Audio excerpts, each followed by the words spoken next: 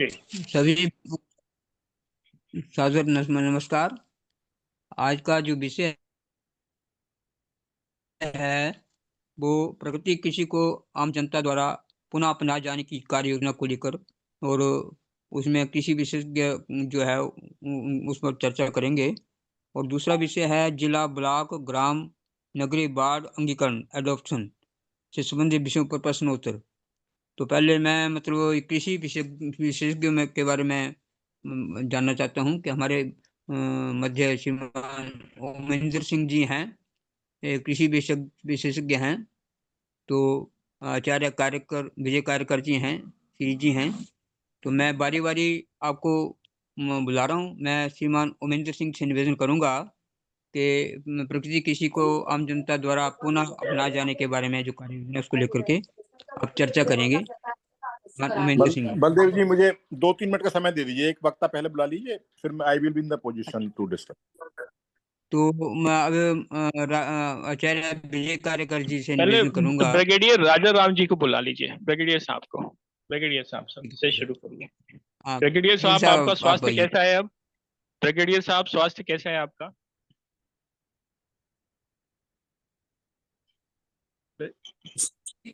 थोड़ा ठीक है, हाँ, कल आया राजा हूँ आप क्या? हॉस्पिटल से।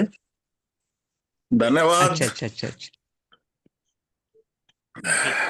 कोशिश आ, करता हूँ जी दोबारा जी, से। अरे मुझे तो आप लोग डाउट है कि आपको जबरदस्ती स्टंट डाल दिए गए। अभिषेक जी, मैं भी आपके मत का हूँ।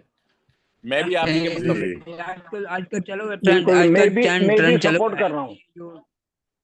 हाँ, जी। जी। ब्रिगेडियर साहब, आजकल तो हॉस्पिटल में पैसे बनाने के लिए जबरदस्ती स्टंट डाल देते हैं। जी। ब्रिगेडियर साहब। जी, मेरी आवाज आ रही है कुछ ठीक से? जी जी, आ रही है। हाँ जी, आ रही है। सभी को नमस्कार। आज का विषय तो डॉक्टर ओमेंद्र जी का है, और क्योंकि उन्होंने 2-3 मिनट मांगे हैं तो तब तक मैं कुछ बोल देता हूँ। जो प्राकृतिक खेती है वो प्राकृतिक के नियम के अनुसार, जो प्रकृति कैसे एडवाइस करती है उसमें हमें सीखने की भी जरूरत है, और वो काफी अच्छा गाइड करती है। प्राकृतिक ने कुछ चक्कर चलाए हैं, पानी का चक्र है, हवा का चक्र है।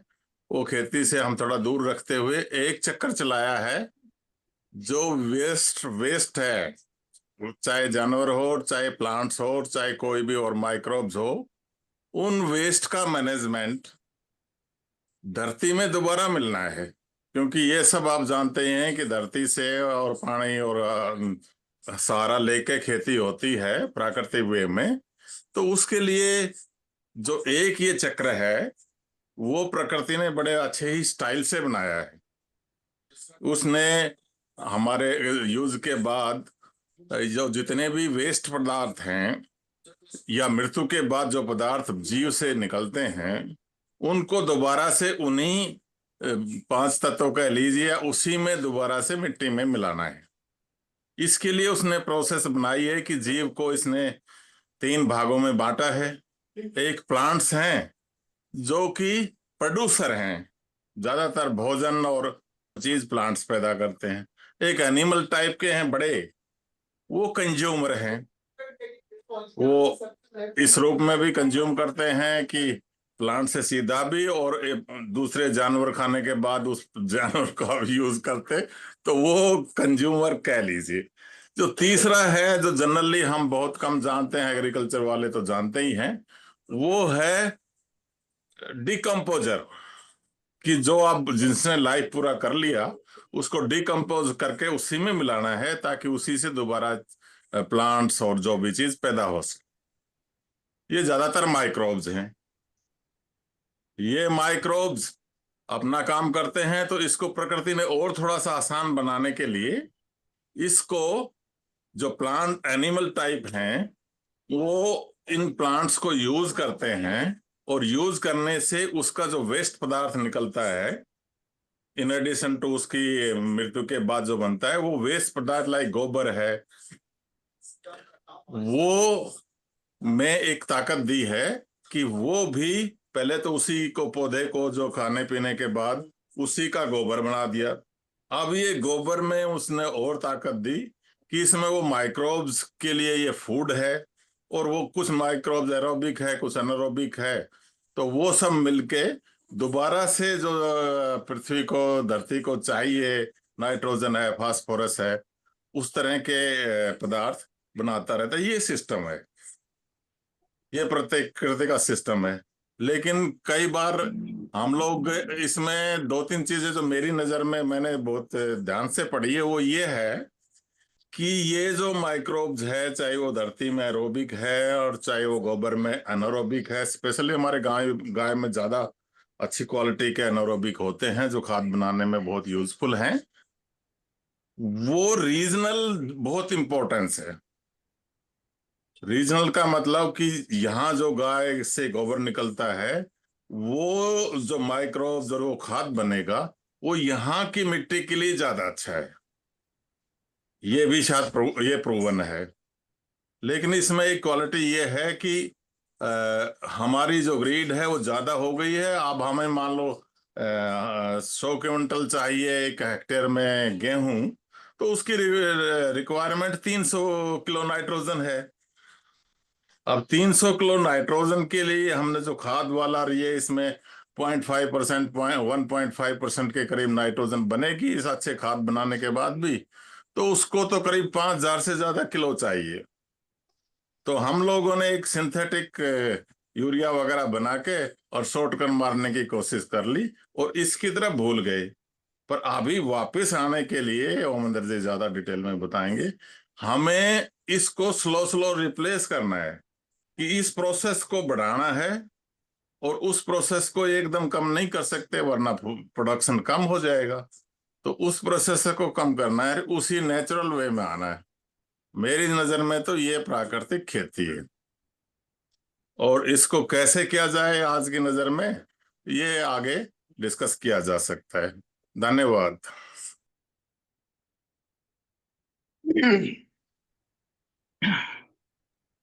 ओमेंद्र जी आ गया जी? जी जी, मैं जी उपलब्ध जी हूँ बदल हाँ, करिए सर। बैठो। डॉक्टर राजाराम जी ने बहुत अच्छा प्रेजेंट किया। मेरे ख्याल से मेरी ये लाइट डिस्टर्ब कर रही है, लेकिन अब मेरी लाइट गड़बड़ हो जाएगी।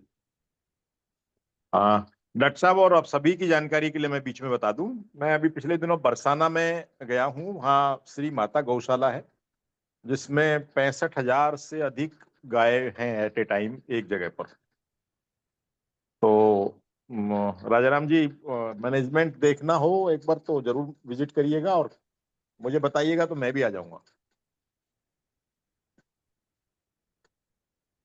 इसमें ओमेंद्र जी एग्रीकल्चर, मेरा योगदान है। ये जो 65,000 पहुंचने में और वहाँ 10 टन गोबर से गैस बनती है, वो मेरी एडवाइजरी रही है 10 साल से। सर कभी आपने चर्चा नहीं की, इतनी बढ़िया चीज आप लिए हुए थे। मैं तो, मेरा एक मित्र कहता रहता था, मैं उसे देख के आया था। खैर, बाकी साथियों, एग्रीकल्चर को पेस्टिसाइड, ये केमिकल फ्री करने में जो बाधाएं हैं, वो मैं आपको बताऊं तो 4 स्टेजेस पर केमिकल्स यूज होते हैं। सबसे पहले फर्टिलाइजर के रूप में। फर्टिलाइजर में मेन जो है वो 3 न्यूट्रिएंट हैं, नाइट्रोजन, फास्फोरस और पोटास। और माइक्रो में जिंक और कैल्शियम वगैरह ये चीजें आजकल डलने लगी हैं। दूसरा अगला पॉइंट आता है उस पर वीडीसाइड के रूप में। और तीसरा है आपका इंसेक्ट्स और पेस्ट के रूप में, उनका कंट्रोल करने के लिए। तो मैं पहले फर्टिलाइजर वाला एंगल अगर कवर करना चाहूँ तो हमको चलना पड़ेगा कि हमने पहले शुरू करना जहां से किया था, यूज करना इसको शुरू किया था, तो वो था कि हमारे पास पहले लो यील्डिंग वेराइटीज थी और देश का अपना रिक्वायर्ड प्रोडक्शन था नहीं। तो ये बड़ा चैलेंज था नेताओं के सामने उस समय, शास्त्री जी के समय में, कि भाई पूरी आबादी के लिए पेट भरने के लिए अपना प्रोडक्शन होना चाहिए, वरना तो ऐसी तनाव की स्थिति में, लड़ाई वड़ाई के समय, अमेरिका हमारी कभी भी बाहें मुड़ेड़ देता था कि हम तुम्हें गेहूं नहीं देते, तुम पाकिस्तान से कंप्रोमाइज कर लो। तो ये वहां से चलते सोचते विचारते बातें आई, और उसमें एक चीज जो आई वो था हाई यील्डिंग वेराइटीज, ऐसे बीज जो ज्यादा पैदावार देते हों। तो हमारा पूरा सेटअप स्ट्रक्चर जो था वो ट्रेडिशनल था। खेत थे, उनमें अपना किसान ने लास्ट में ये रबी क्रॉप बोनी, अब तो लास्ट के थोड़ा मॉइस्चर जब रह गई खेत में, बरसात खत्म हो गई, उसके आधार पे जाकर के वो अपना बुआई कराए और वही निकल आया। तो बीच में जो भी कोई बारिश हो गई तो वो खेतों को पानी मिल गया, वरना अपना आप होता रहा। अब जब ये नई वेराइटीज आई तो इनके साथ रिकमेंडेशन आई कि साहब आप इनको टाइमली पानी देंगे और इनको फर्टिलाइजर देंगे। तो उनकी रिक्वायरमेंट थी, वो यूनिवर्सिटीज में साइंटिस्ट के द्वारा टेस्ट की गई, ट्रायल किए गए, फिर अपनी डेवलप की गई और इस लाइन पर पूरा सिस्टम चल निकला कि इसको इस तरह से करेंगे तो ये होगा। मैं यहाँ बीच में जानकारी के लिए बताऊं तो गेहूं में अभी तक जितनी भी वेराइटी है, गेहूं में पहला पानी 21वें दिन दिए जाने की रिकमेंडेशन है। बाकायदा किताबों में है, क्वेश्चन कंपटीशन में पूछा जाता है, बताया जाता है। तो आप कैलकुलेट करिए कि एक पर्टिकुलर दिन, जिस दिन आपने बोया है उसके 21st डे ही आप पहली सिंचाई दीजिएगा, उससे आपकी पैदावार पर फर्क पड़ता है अगर आप 20 या 22वें दिन पर देते हैं, एक दिन पहले या एक दिन बाद में देते हैं। तो इस तरह की छोटी छोटी रिसर्च हुई, उनमें ये सब चीजें आई जो नोटिस की गई। जैसा आपने कहा कि भाई हमें 65 क्विंटल पर हेक्टेयर की पैदा लेनी है, तो हमको जो है 120 केजी नाइट्रोजन की जरूरत है फील्ड में, उससे भी ज्यादा। तो वो कहाँ से दिया जाए, फिर ये दूसरा क्वेश्चन था। तो वहीं से पूछ पूछ के सीख करके हम लोग वेस्टर्न से ले आए। अच्छा ठीक है, एनवायरमेंट से नाइट्रोजन लीजिए, यूरिया में फिक्स करिए और उसको खेतों में डाल दीजिए। बहुत अच्छा चलते आए अब तक। लेकिन इस प्रोसेस में हम फिर जो अपना ट्रेडिशनल था, जो गोबर और जानवर और उसकी खाद डालने वाला क्रिया थी, वो भूल गए, बिसरा गए और आलसी भी हो गए किसान लोग भी, और बैल भी नहीं रह गया, फिर गाय की भी कोई वो ज्यादा नहीं रह गई, ट्रैक्टर आ गए। तो इस प्रकार धीरे धीरे धीरे धीरे हर 10 साल में पैटर्न बदलता गया, नई चीज आती चली गई। और अब स्थिति यहाँ आ गई है कि हम बराबर, एग्रीकल्चर साइंटिस्ट बराबर रिकमेंड कर रहे हैं कि आपके फील्ड में जो 1% का ऑर्गेनिक मैटर होना चाहिए वो अब 0.5 से भी नीचे है, जो बहुत कम है। वो केवल नाइट्रोजन फास्फोरस देने के लिए नहीं है, वो इन सबको होल्ड करने के लिए, जमीन में रूट जोन जहां पौधे की जड़ें रहती हैं वहीं आसपास उनको होल्ड किए रखने के लिए भी बहुत जरूरी है। और वो जितना होता है उतना वेजिटेबल्स के मामले में तो मैंने पर्सनल नोट किया है कि भाई वो आपकी उसकी क्वालिटी बढ़ा देता है, सब्जियों का स्वाद बदल जाता है अगर हम अपना ऑर्गेनिक मैटर अच्छा दिए रहे। तो ये हमारे सामने लिमिटेशन है, करें क्या उसका। तो ये हम अच्छी क्वालिटी के जो ऑर्गेनिक से प्रोड्यूस हो रहे हैं, जैसा ये गौशाला का मैंने जिक्र किया, वहाँ अडानी जी ने प्लांट लगाया है, वो प्रयास कर रहे हैं कि उसमें थोड़ा नाइट्रोजन रिच और फॉस्फोरस रिच वो गोलियां बना रहे हैं, गोबर से उनको प्रोसेस करके, और फिर गोलियां जिनमें थोड़ा नाइट्रोजन फॉस्फोरस ज्यादा है बजाय हमारे सामान्य गोबर के। तो इस प्रकार कोशिश कर रहे हैं। लेकिन इसी ग्रुप में एक दिन IIT कानपुर से एक सज्जन आए थे, मिस्टर श्रीवास्तव। उन्होंने बताया था कि 356 KG per hectare nitrogen environment से लेकर के खेत में फिक्स कर रहा है कोई पर्टिकुलर बैक्टीरिया है। मैंने उस दिन के बाद से प्रयास किया है कि उनसे मेरा संपर्क हो जाए, हो नहीं पाया। मैं इस ग्रुप में आप सभी को एश्योर करता हूं, यदि ऐसी रिसर्च हो चुकी है तो आप मुझे दे दीजिए चैलेंज, मैं स्वीकार करता हूं। सामान्यतः मैं ऐसा भाषा बोलता नहीं हूं कि किसी भी एक गांव को टारगेट कर लीजिए, उस गांव से विद इन 6 मंथ यूरिया की परचेज उस गांव में एक कट्टे की भी नहीं होगी। यूरिया का कंजप्शन बिल्कुल जीरो किया जा सकता है यदि हमको 356 केजी नाइट्रोजन पर हेक्टेयर किसी बैक्टीरिया के प्रयोग से हमको मिलने में कामयाबी हो जाती है। अभी रिसर्च लेवल पर ये लिमिटेशन है। सामान्य रिसर्च जो है वो 65-70 क्विंटल पर हेक्टेयर के बैक्टीरियाज हैं, उनके स्ट्रेन चेंज करने की कोशिश की जा रही है। मैंने पिछली भी एक बार चर्चा में कहा था कि नेचर वर्सेटाइल है, वो अपने आप को चेंज करती रहती है आवश्यकता के अनुसार और जरूरत के अनुसार। हमारा मनुष्य का काम है कि उनको रिसर्च करता रहता है, ढूंढता रहता है, और वो चीज हमें मिल जाती है तो हम उसका उपयोग करते रहते हैं। फॉस्फोरस हमने अब तक इतना ज्यादा दिया जा चुका है कि जितना देते हैं वो उसका 90% फिक्स हो जाता है, वही मिट्टी में ही रहता है, ना नीचे जाता है ना हवा में उड़ता है। नाइट्रोजन जो वो या तो पानी के साथ नीचे चला जाता है और या हवा में नाइट्रेट और अमोनिया बन के उड़ता है, वो वहां रहता नहीं है। तो ये चैलेंजेस हैं कि हम जैविक खेती किस प्रकार करें। पौधे को प्रॉपर न्यूट्रिएंट नहीं मिलेंगे तो पौधा ग्रोथ नहीं करेगा। ये हम बाकी सारी चीजें डाल करके कर सकते हैं, कर रहे हैं, करने का प्रयास कर रहे हैं। तो यहां फिर होता है कि ये जो हम ऑर्गेनिक में करते हैं इसकी क्वालिटी अच्छी होती है, स्वाद में भी अच्छी होती है। मतलब बाकी सामान्य जो कैंसरस वाली बातें हैं, बीमारियां वाली हैं, वो तो है ही है। वो पहली बार खाते ही आपको जुबान पर भी फील होता है कि अच्छा कोई अच्छी चीज है, अच्छा खाया है। तो उसका फिर आपको किसान की थोड़ी सी 20% 30% पैदा उसकी कम होती है, तो उसको 20% 30% का प्राइस मिलना चाहिए। आप सभी इसमें समाज सेवी और आगे का देखने वाले लोग जुड़े हुए हैं। आपको ऐसी स्थिति पोजीशन में लाता है, तो जो सरकारी खरीद करती है वहां कोई डिफरेंस नहीं है। सरकार सबको एक रेट से खरीदती है। तो ये डिफरेंस अगर सरकार के स्तर पर होने लगेगा तो किसान थोड़ा मोटिवेट होगा कि अच्छा भी मैं अपना चाहे मेरा कम हो लेकिन मैं बढ़िया क्वालिटी का कर रहा हूँ। अपने खाने के लिए तो सभी करते हैं। अगला जो केमिकल्स यूज करता है किसान, वो वीडीसाइड में करता है। और ये उसका शुद्ध आलस्य है और कुछ नहीं है, कि बजाय उसको उससे करने के, निराई से करने के और मल्चिंग प्रैक्टिस से करने के, वो भी अपना ला करके दवाई डाल देता है। हालांकि इस वाले को यूज करने से मेरा व्यक्तिगत मानना है कि कोई बहुत ज्यादा नुकसान हमारे खाने में नहीं आता। वो छोटा है, फसल अभी 20 21 25 30 दिन तक की मैक्सिमम है जिस पर हम वो डालते हैं। तो 30 दिन की फसल का कोई रेजिडुअल इफेक्ट नोटिस में नहीं आता जब हमारी पूरी फसल मैच्योर होकर के आती है। लेकिन अगर हमें अल्टरनेट चाहिए तो बिल्कुल मल्चिंग अच्छी प्रैक्टिस है, कि जिनका हम वीडीसाइड्स का, वीड्स का कंट्रोल उसमें कर सकते हैं। सबसे ज्यादा जो पेस्टिसाइड यूज होते हैं, केमिकल यूज होता है, जो हमारी जैविक खेती से परे हमको ले जाता है, वो पेस्टिसाइड और इंसेक्टिसाइड, इन दो में होता है। हर फसल की अलग बीमारियां हैं, हर फसल के अलग कीड़े हैं, और उनके कंट्रोल के लिए अलग अलग दवाइयां हैं। ये सब दवाइयां उनके स्वभाव को देख करके डेवलप की गई हैं। जैसा मैंने एक बार पिछली अपनी चर्चा में बताया था कि वो उसकी मादा आती है धान के पौधे का ही मेरे को इस समय याद आ रहा है, तो मैं आपको बताऊं कि पास में एक छोटा सा 2 या 3 मिलीमीटर, मैं बिल्कुल याद करके कह रहा हूँ, 3 मिलीमीटर की वो उसकी लेंथ है मादा की। और वो बिल्कुल घास में और आसपास पहली फसल पे रहती है और उड़ते उड़ते आपके धान के पौधे पर आती है।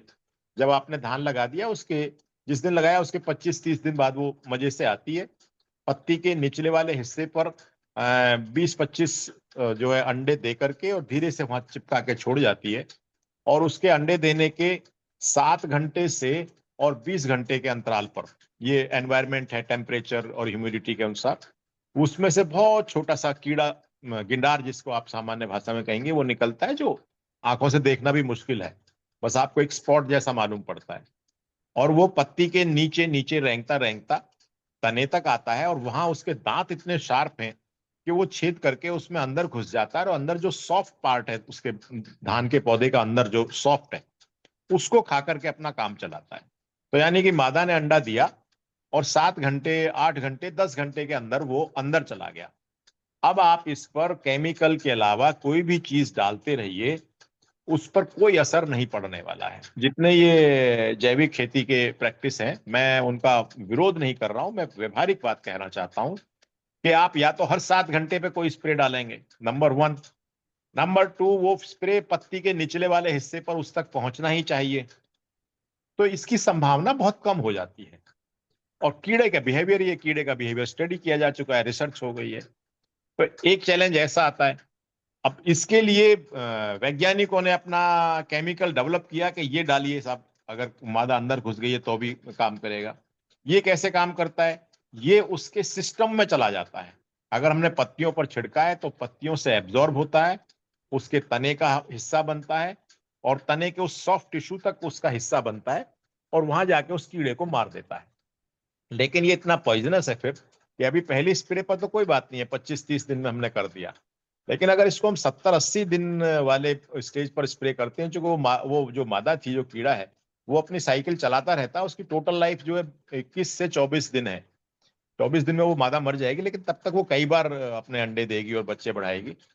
तो वो तब तक देती रहेगी, फिर ये बच्चे बनेंगे, ये अगली साइकिल में आ जाएंगे। तो आपके 80-90 दिन तक की फसल पर, खेत में अगर वो नुकसान कर रहा है, तब आप दवा डालेंगे कि अच्छा साहब वो नहीं आ जाए, या किसान अक्सर बाद में ही करता है। तो ये आपके सिस्टम का पार्ट बन गया, जिसका अंश, इस केमिकल का अंश हमारे ग्रेन में, हमारे चावल में भी आ जाता है। और दूसरी फसल पर इस्तेमाल करेंगे तो उनके प्रोड्यूस में आ जाता है, जो हमारे भोजन का हिस्सा बनता है। और यही फिर अन्न जो है हमारे, हमारी किडनी के लिए, हमारे लीवर के लिए, हार्ट के लिए, और आजकल सबसे ज्यादा कैंसर के लिए, इन सब चीजों के लिए फिर जिम्मेदार होता है। व्यक्ति को पता भी नहीं लगता, चूंकि आजकल तो वो गेहूं भी नहीं खरीद रहा है, वो अपना सीधे आटा खरीद के लाता है। आटा शुगर उसने फ्लोर मिल ने कहाँ से गेहूं लिया था, कैसे किया था, उसको भी नहीं मालूम है। तो इनके लिए मैंने अपनी पिछली टॉक में किया था इस प्रकार कि फिर इन लगभग लगभग सभी कीड़ों के, कोई एक आध इंसेक्ट है जो बचा हुआ है, वरना ऑलमोस्ट हमने सभी कीड़ों के फिर इनके जो इन पर कौन इनके खाने वाले हैं, वो कौन से इंसेक्ट हैं, हर कीड़े के लिए एक है, उसकी नेचर ढूंढी गई है। दूसरी उसकी मादा है जो इसके अंडों में अपने अंडे देती है, तो फिर यानी कि वो अंडे स्टेज पर ही किल कर लेती है। इंसान के लिए ढूंढना मुश्किल है कि वो कौन सी पत्ती के नीचे अंडे दिए हुए हैं, लेकिन वो मादा जिसको अंडे देने वो अपना आप ढूंढ लेती है, उसको भी पता है, प्रकृति उसको भी फोर्स कर रही है कि उसको अंडे देने हैं, तो अपना जाकर के शेल्टर लेके अच्छा यहाँ अंडे देने हैं। तो इस प्रकार लगभग नेचर, लगभग इंसेक्ट के मामले में, पेस्ट के मामले में अभी बाद में आऊंगा, इंसेक्ट के मामले में लगभग बैलेंस है। हमको वो आना चाहिए, और मुझको आप जहां कहीं कहेंगे मैं वहां लोगों को ट्रेन करने के लिए तैयार हूँ, उपलब्ध हूँ कि भाई इस इंसेक्ट के लिए हम दूसरे इंसेक्ट की जो है प्रोजनी बढ़ा दें, उनकी संख्या बढ़ा दें। आप जितने भी गांव से जुड़े लोग हैं, वो सरसों पर एक बहुत कॉमन सा इंसेक्ट आता है, चैंपा कहते हैं। राजाराम जी उसका दूसरा कुछ नाम बताएंगे जो सभी लोग समझ सकें? चैप, सरसों पर जो आता है कीड़ा जो उसका रस चूसता है, इधर आपके हरियाणा रेवाड़ी में चैपा कहते हैं उसे। हाँ, चेपाई नाम है उसका। एक हाँ तो बाजरा में होता है, एक सरसों में होता है। जी जी, तो वो अब जो साथी महाराष्ट्र से जुड़े हो तो वो अलग से पूछेंगे, तो मैं कोशिश करूंगा उसका क्या नाम है। तो सरसों के वो तने पर बिल्कुल एक साथ लग के चिपट जाता है, पत्तियों पर, मोटी पत्तियों पर चिपटा रहता है, और उसका रस पीता रहता है। एक छोटा सा भी कोई भी केमिकल डाल देते हैं हम उसमें, इंडोसल्फान डाइमेथियन टाइप का, वो उससे मर जाता है।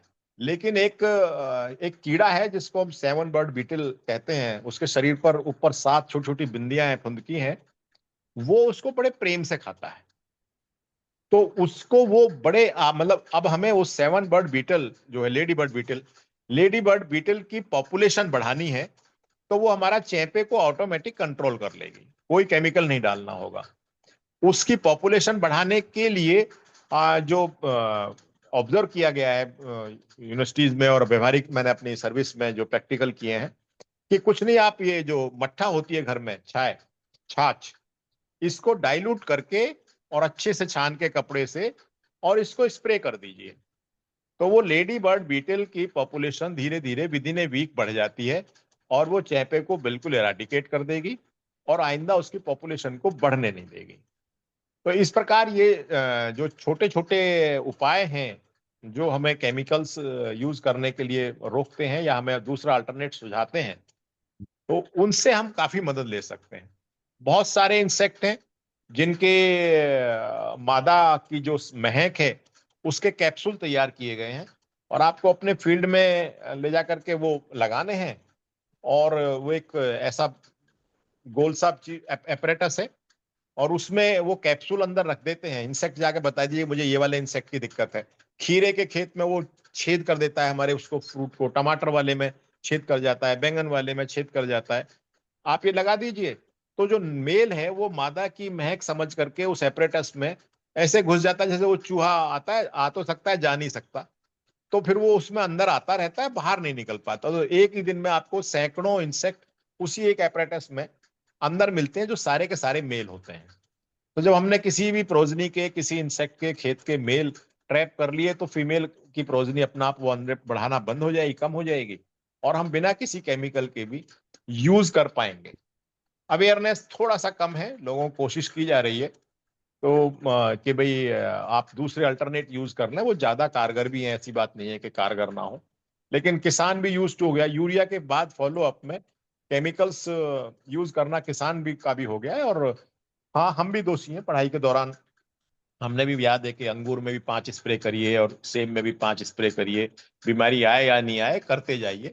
लेकिन इधर पिछले 1990 से आईपीएम शब्द आया है, इंटीग्रेटेड पेस्ट मैनेजमेंट, कि जब जरूरत है तभी करिए, ऐसा नहीं कि आप बस दवा डालते रहिए। कोशिश की जा रही है, जिन लोगों को मतलब इच्छा है और जानकारी का अभाव है उनके लिए मैं उपलब्ध हूँ, और ग्रेजुअली हम इसको चेंज कर पाएंगे। जहां लिमिटेशंस है वहां रिसर्च पर लोग लगे हुए हैं, वो अपना काम कर रहे हैं। मेरी इतनी चर्चा थी। किसी भाई कोई और क्वेश्चन हो तो मैं बता दूं। बहुत सुंदर, बहुत सुंदर। आपने मतलब महेंद्र जी, आपने बड़ा ही प्रैक्टिकल बात बताई है। और ये जो आपने की बात करी है, और मट्ठे की छिड़काव से कीड़ा भाग जाता है, तो ये बहुत अच्छा आपने उदाहरण दिया है। अब इन इन बातों को आम किसानों के पास कैसे ले जाएं कि अल्टीमेटली काम तो किसानों ने करना है, और किसानों की समस्याओं का समाधान जो है आप जैसे लोग करेंगे, तो इन किसानों के पास इस इन बातों को कैसे ले जाए, इसके बारे में भी थोड़ा सा विचार आप देंगे तो अच्छा रहेगा। आप ये एक्सटेंशन अप्रोच कहलाती है। पूरा एक प्रोग्राम होता है, पूरा काम होता है एग्रीकल्चर में एक्सटेंशन अप्रोच का। जो नई टेक्नोलॉजी आती है वो किसानों के बीच में ले जाई जाती है। तो वो गांव में हमारा कर्मचारी किसी एक किसान के यहाँ करने की कोशिश करता है, कराने की कोशिश करता है। जब वो एक मान लेता है तो फिर अगले साल से वो फॉलो अप में दूसरे लोग उसको अडॉप्ट करने लगते हैं। धीरे ये ग्रेजुअली चलती हैं चीजें। वहां की जो प्रैक्टिकल प्रॉब्लम होती है वो फीडबैक में वापस आती है कि साहब किया तो था परंतु ये दिक्कत आई, तो उसका फिर अगली बार निदान बताने का प्रयास किया जाता है। तो इस प्रकार ये बैलेंसिंग में चलना है, एकदम नहीं होगा। हाँ, मार्केट में ये तो प्रोडक्शन वाला एस्पेक्ट रहा। मैं इसमें दूसरा मार्केटिंग वाला एंगल जोड़ना चाहूँ तो मार्केट में जब तक ऑर्गेनिक फूड की डिमांड, उसके थोड़े से प्राइस हाई, और उसमें एडल्ट्रेशन बिना ऑर्गेनिक किए ही ऑर्गेनिक बता करके जो बेचा जा रहा है, वो सबसे ज्यादा परेशानी का सबब है ऑर्गेनिक फार्मिंग करने वाले के लिए। क्योंकि वो मेहनत कर रहा है, लेकिन जो नहीं कर रहा वो भी अपना उस पर टैग लगा कहता है जी मेरा तो ऑर्गेनिक है, और मजे से बेचता है। तो इसको कंट्रोल करने के लिए एडमिनिस्ट्रेटिव सिस्टम चाहिए, गवर्नमेंट का सपोर्ट चाहिए, और उसमें इच्छा शक्ति चाहिए। तब वो चीजें फिजिबल हो पाती हैं, तब दिख पाती हैं। प्रोफेसर संजय भंडारी जी कुछ पूछना चाह रहे हैं। संजय भंडारी जी, हाँ। नहीं, मैं पूछना नहीं, एक वो जो आपने फ्रूट फ्लाई का बताया ना, वो जी फ्रूट जी। फ्लाई का ट्रैप, वो फ्रूट फ्लाई का ट्रैप आजकल महाराष्ट्र में हर छोटे दुकान में भी मिलता है खेती के, और जी जी, लोग वेरी लगा गुड। रहे। हाँ, बहुत तो अच्छे, बहुत अच्छे। अगर आप तहसील प्लेस में भी अगर आप जाओगे तो जो जहाँ वो खेती का सामान बेचने वाला दुकानदार होगा उसके पास वो फ्रूट फ्लाई का ट्रैप मिल जाता है। और सर भंडारी जी, मुझे याद नहीं ये वर्धा आप थे या नहीं केमिकल, थे। मेरा मेरा जनरल स्टेटमेंट है कि हिंदुस्तान का किसान बहुत एडवांस है। उसको एक बार पता लग जाए कि ये टेक्नोलॉजी है, वो बहुत तेजी से पकड़ता है। ऐसा नहीं है कि वो उसी को ढर्रे पकड़ेगा। तो ये फ्रूट फ्लाई नहीं, मैं तो यूरिया का चैलेंज एक्सेप्ट कर रहा हूं कि यदि वो टेक्नोलॉजी जो पिछले इसी ग्रुप में चर्चा में हुई थी, अगर वो हो गई है तो हम यूरिया को भी रिप्लेस कर लेंगे, कोई दिक्कत नहीं है। हाँ, तो वो उसका भी आजकल मैंने कहीं एक देखा था, वो उसका कल्चर जो है वो हमारी एग्रीकल्चर यूनिवर्सिटी में ट्रायल बेसिस के लिए दे रहे हैं। उसका किसका कल्चर कल्चर? बनाया उन लोग ने। किसका? ये जो आप बोल रहे हो ना, ये नाइट्रोजन फिक्सिंग वाले बैक्टीरिया का। अच्छा अच्छा अच्छा, वो मुझे दीजिएगा कांटेक्ट पॉइंट, मैं उनसे जानना समझना चाहूंगा। वो कुछ 450 रुपए का बॉटल आता है शायद, छोटा सा। नहीं, वो उसमें आप भ्रम बहुत है आजकल। मार्केट में एमबीए पढ़ के बच्चे इतने आ गए हैं जो कुछ भी बना के और बेचने वाली बात रखते हैं। तो वो थोड़ा लेकिन ये साइंटिफिक उसका समझ लो। यूनिवर्सिटी दे रही है। अभी मैं क्या है, ये जो प्राकृतिक खेती है मैं अभी वो चालू करूंगा। मैंने एक जी चार जी पाँच साल पहले की थी, अच्छा जी जी। रिजल्ट मिला था। बाद में अभी गैप पड़ा है, मेरे खेत वैसे ही पड़े हैं, लेकिन वो होता है। और प्लीज प्लीज आजकल करिएगा। इससे भी एडवांस कंसेप्ट हमारे यहाँ जो चल रहा है वो परमाकल्चर का चल रहा है सर। अच्छा। हाँ, वो परमाकल्चर मतलब इस तरह से खेती करो कि जंगल जैसे उगता है वैसे उगेगा, और आपको जो चाहिए वो मिलेगा उसमें से। हमारे यहाँ आजकल वो परमाकल्चर का कंसेप्ट चल रहा है। मतलब प्राकृतिक खेती के बजाय वो परमाकल्चर उसको बोलते हैं, मतलब परमानेंट एग्रीकल्चर। एक बार नहीं, अब वो खेत लगाओ। मैं मैं उसको नहीं बोल पाऊंगा, वो लोग कुछ भी करें उससे कोई बात नहीं है। लेकिन मतलब और वो आपके जो केमिकल्स है वो उपलब्ध तो है, मतलब वो जो ट्रैप्स आप जो बोल रहे हैं ना इंसेक्ट्स के लिए, वीड्स इंसेक्ट्स के लिए, वो ट्रैप भी मिल रहे, नहीं बताना था। घर के आगे बैठा था, चलिए, फंक्शन था उसमें गया हुआ था। और कोई प्रश्न? ये सब व्यवस्था में आगे चलने के लिए और मिंजर जी ने जो अपना विषय रखा है इस पर किसी कोई प्रश्न है तो बताइए। प्रश्न तो नहीं मैं है, दूसरे ग्रुप में जरा सवाल जवाब कर रहा हूँ।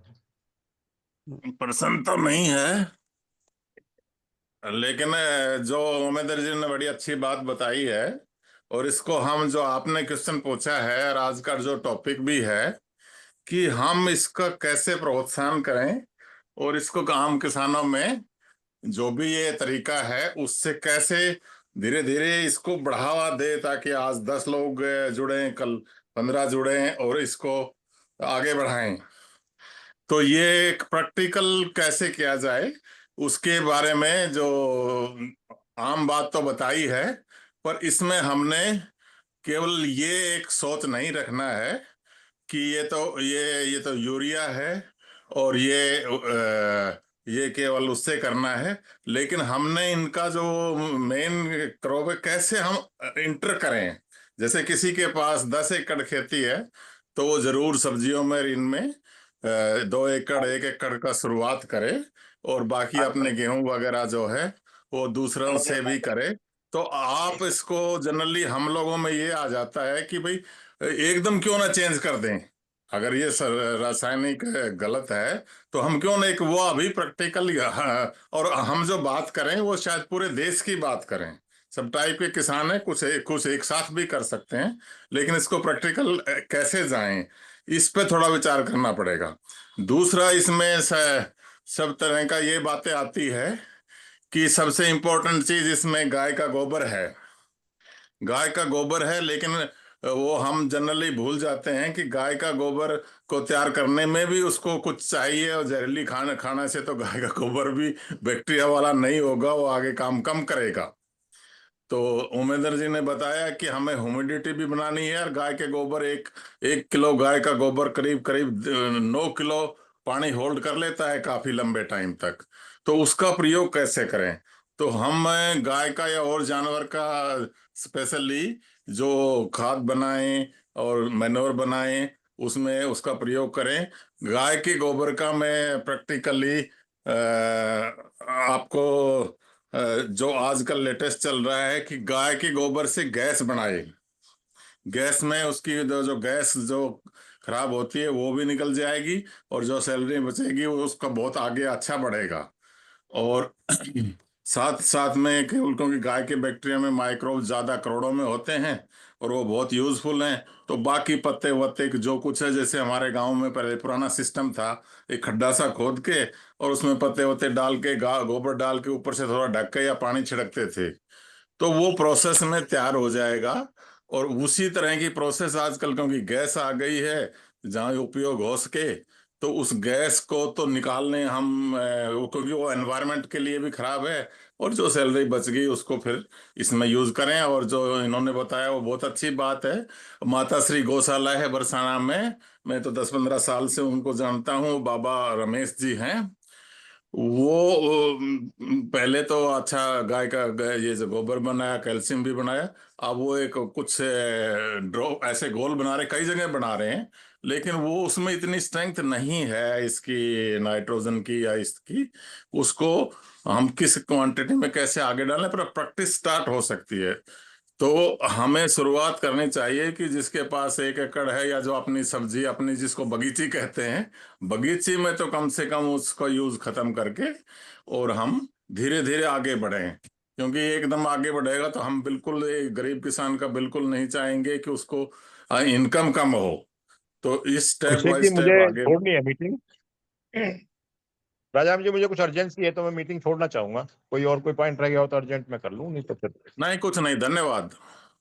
ठीक है, ओके, थैंक यू। आचार्य विजय कार्यकर जी ने हैंड रेज किया था। आचार्य जी, मैंने आचार्य हैंड रेज विजय कहना नहीं चाह किया, रहे अभी तो तो 2 मिनट में भंडारी जी, सुनूंगा। आचार्य जी, अभी भंडारी जी, भंडारी जी बोलिए। हेलो हाँ जी, हेलो, हाँ जी, क्या मैं बोल सकता हूँ? हाँ बोलिए बोलिए बोलिए। मुझे ये पूछना था, हमारे यहाँ आजकल वो अमृत मिट्टी का कंसेप्ट है, वो उसके बारे में थोड़ा बताए। वो एक पॉपुलर है, अमृत मिट्टी बनाते ये लोग।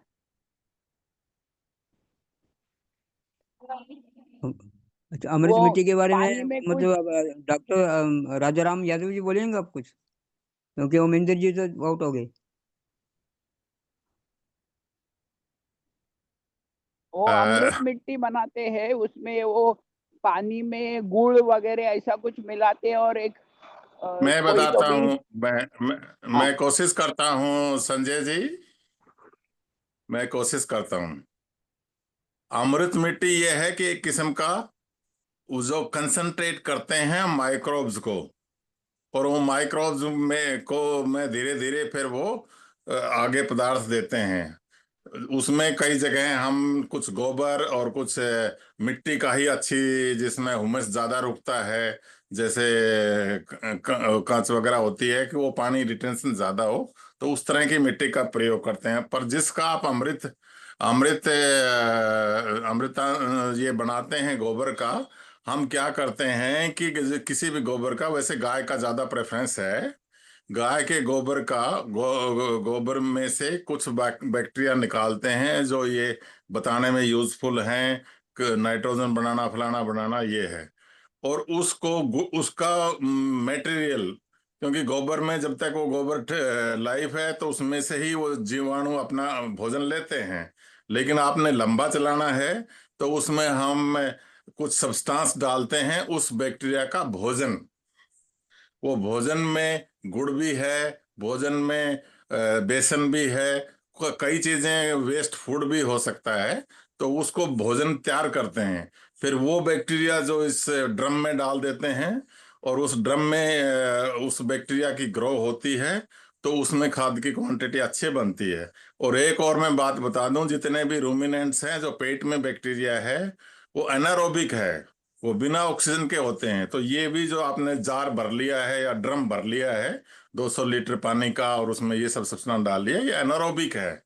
तो एनारोबिक का मतलब इसमें ऑक्सीजन नहीं है। और फिर ये जो धरती में जितना भी सब्सटेंस बनाते हैं पेड़ के साथ और ये सब बनाते हैं, ये एरोबिक है, इसमें हवा में ऑक्सीजन है। तो ये जो आप जिसकी मिट्टी, ये इसको कह लीजिए, फिर इसको आगे इन जानवरों, इनमें दूसरे बैक्टीरिया में जाएंगे, उसको स्प्रे करेंगे, उसको कुछ करेंगे, तो ये रेडीमेड खाद भी है। और उन जो बैक्टीरिया जो वहां दूसरा काम करेंगे, उनके लिए भोजन भी है। और उसको जो व्यवस्था है ना, जैसे ह्यूमिडिटी होना चाहिए, उसमें थोड़ा पानी स्टोरेज की कैपेसिटी होनी चाहिए, एकदम पानी नीचे नहीं जाना चाहिए, ये तीनों चारों तरह का काम करता है। तो ये इसको कई तरह से बना सकते हैं, कुछ ने कुछ कॉम्बिनेशन बनाया है, कुछ ने कुछ कॉम्बिनेशन बनाया है। पर प्राइमरी है कि इसको, वो गोबर सूखने के बाद तो ये बैक्टीरिया मर जाएंगी, तो इसको कुछ और लंबे दिन चलाने के लिए और फिर आगे यूज करने के लिए, ये तो है लिक्विड फॉर्म में। और इसी को जैसे सैलरी, आपने गैस निकाल ली तो उसका गोली बना लिया, उसका उसका मिट्टी भी मिला लिया कुछ उस तरह की लोकल, क्योंकि मिट्टी में वो बैक्टीरिया होते हैं जो जो आपको उस धरती के लिए चाहिए, उस एरिया के लिए अलग अलग होते हैं। तो उनका भी कुछ कॉम्बिनेशन डाल दिया, उधर से भोजन के रूप में ये डाल दिया। तो एक किस्म का खाद कह लीजिए, एक किस्म का मैन्योर कह लीजिए, उसको उस रूप में भी। और कुछ उसको ऐसा रूप दे देते हैं कि ज्यादा दिन लंबा चल सके, उधर भी जा सके, फिर दोबारा से प्रोसेस किया जा सके। मेरी नजर में ऐसा है, ऐसा मैंने भी किया हुआ है। धन्यवाद। धन्यवाद राजाराम जी, बहुत बहुत धन्यवाद आपका। अब बलदेव जी, मैं आपका अभिषेक समय जी, हो चुका है, आप भी हाँ हाँ ठीक, वो हो सकते हैं। मैं आउट हो चुका हूँ। मैं आगे धन्यवाद। की मीटिंग चला रहा हूँ। ठीक, अभी जो प्रोफेसर संजय भंडारी ने प्रश्न पूछा, इसी को यहाँ पे राजस्थान और राजस्थान के आसपास के क्षेत्रों में दूसरे नाम से भी बनाया जाता है। सुमेर सिंह राजावत जी बताएंगे कि ये क्या प्रक्रिया है। सुमेर सिंह राजावत जी, ये किस तरह से बनाया जाता है।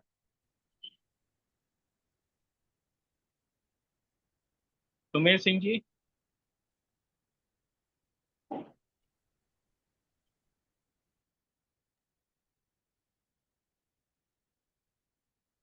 सुमेर सिंह राजावत मुझे जी लगता है सुनिए। सुमेर सिंह जी नहीं है, नहीं, जुड़े हुए नहीं हैं है लेकिन लगता है अवेलेबल।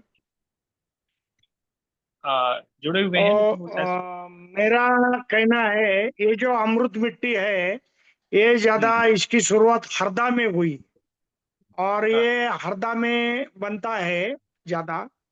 इसमें गोबर का लेयर दिया जाता है, उसके ऊपर मिट्टी दी जाती है और इसमें जो बायोमास है वो भी डाला जाता है और ऊपर मिट्टी का लेयर देते हैं और उसके ऊपर वो कड़धान्य जैसा मूंग है, चौली है, जो नाइट्रोजन देने वाले धान्य है ये सभी लगा देते और फिर ये मिट्टी 30, 35, 40 दिन में बन जाती और ये मिट्टी बाद में खेती में यूज करते हैं। इसको अमृत मिट्टी बोलते हैं। हरदा में ये प्रयोग बहुत ज्यादा चलता है। हाँ, ये जरा बीच में मैं बोल रहा हूँ, मैंने भी वही देखी थी हरदा के बाजू में, वो गांव मालपानी ट्रस्ट का वही एक वही प्रोग्राम है, दीपक बराबर एकदम दीपक करेक्ट। सजदे करके था। हाँ, हाँ दीपक सजदे करके था। वो पहले हमारे यहाँ काम बराबर करते बराबर थे, प्रोफेसर हमारे एनजीओ में। प्रोफेसर उसके साहब बाद आपने वो सही देखा हरदा है। शिफ्ट हो गए। हरदा में ये प्रयोग सबसे इंडिया में ज्यादा चल रहा है और इसके ऊपर कड़धान्य भी डालते वो लोग और वो मिट्टी बन जाती और एक 40 से 60 दिन में ये मिट्टी बाकी खेतों में फर्टिलाइजर जैसा यूज करते और ये बड़े स्केल पे किया जाता है। 1 एकड़, आधा एकड़, 2 एकड़ ऐसे बड़े स्केल पे बड़े बड़े ढिगारे हाँ, लगा वो के मालपानी ट्रस्ट का मिट्टी के बराबर एकदम बराबर। मालपानी ट्रस्ट का डेमो था और वहाँ जो क्या बोलते हैं उसमें ह्यूमिड कार्बन जो है आपका, ये वो आपने याद सबसे किया बेस्ट। था।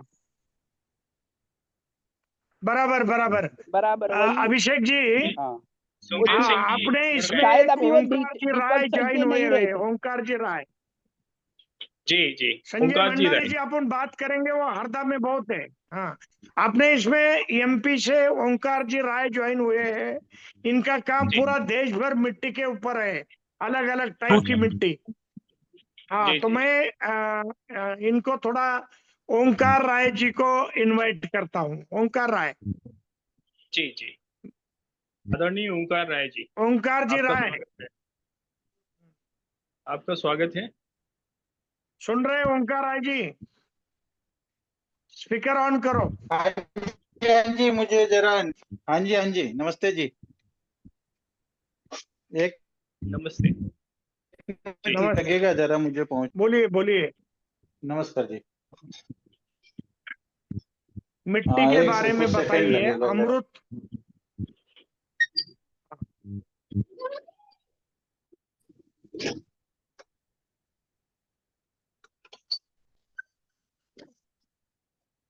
हाँ जी, मुझे लगता है आवाज मेरी पहुंच रही होगी। हाँ पहुंच रही पहुंच रही। हाँ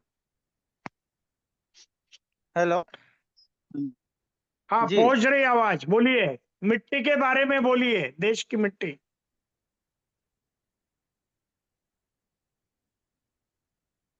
अच्छा, अभी एग्रीकल्चर के लिए या ह्यूमन हेल्थ के लिए सबसे बड़ी जो प्रॉब्लम्स क्रिएट हुई है हमारे देश में या वैश्विक स्तर पर भी अन्य देशों में, सबसे बड़ी कठिनाई ये हुई है कि ग्रीन रेवोल्यूशन आने के बाद सॉइल में जो फर्टिलिटी थी वो बड़ी डिक्रीज हुई है। न्यूट्रिशन सॉइल का लीच हो गया है या केमिकल फर्टिलाइजर पेस्टिसाइड डाल करके, बीडिसाइड डाल करके हमने हमारी मिट्टी की सजीवता को समाप्त कर दिया है और इसीलिए अभी लागत बढ़ती जा रही है और रोगों की जो तीव्रता है वो भी बढ़ रही है। उनके आने की जो फ्रीक्वेंसी है वो भी बढ़ रही है। तो किसान के लिए सबसे बड़ा प्रॉब्लम क्रिएट हो गया कि उसकी कॉस्ट इंक्रीज हो गई है। क्वांटिटी और क्वालिटी ऑफ प्रोडक्शन डिक्रीज हो गया है। तो एक तरफ तो लागत बढ़ती जा रही है, उत्पादन और उसकी गुणवत्ता कम होती जा रही है, रोग बहुतायत आ रहे हैं, तो ज्यादा तनाव की कृषि अभी प्रारंभ हो गई है हमारे देश में। और इसका परिणाम ये हो रहा है कि अधिकांश लोग खेती नहीं करना चाह रहे हैं। खेती घाटे का सौदा लोगों के लिए समझ में आ रहा है। दूसरा, अभी जो क्लाइमेट चेंज का कभी भी बारिश होना, कभी भी टेम्परेचर वेरिएशन होना, इसके कारण भी आई हुई फसलें नष्ट हो रही है। तो एक बड़ा वर्ग जो है खेती की ओर आने की अपेक्षा खेती से विमुख हो रहा है, और इस सब का मूल कारण है मिट्टी के खराब होने से। हमने मिट्टी पर ही काम करने का प्रयत्न किया है, हम इसको साइंटिफिक अप्रोच से करते हैं। तो दो आधार हैं हमारे काम करने के, एक तो वैदिक में जो वृक्ष आयुर्वेद के फार्मूला है, अथवा देश भर में जो भी हमसे वरिष्ठ जन काम कर रहे हैं, उन सब का लेकर के हमने एक समग्र विकास का एक अवधारणा विकसित किया है। और मॉडर्न साइंस में भी सॉइल टेस्टिंग आइसर जैसे इंस्टीट्यूट से कराने के बाद, कोई अच्छे इंस्टीट्यूशन से कराने के बाद, जिसके पास आधुनिकतम मशीनें हों, और नैनो पार्टिकल्स का प्रयोग करके हम एक्स्ट्रा ऑर्डिनरी फूड प्रोड्यूस कर पा रहे हैं।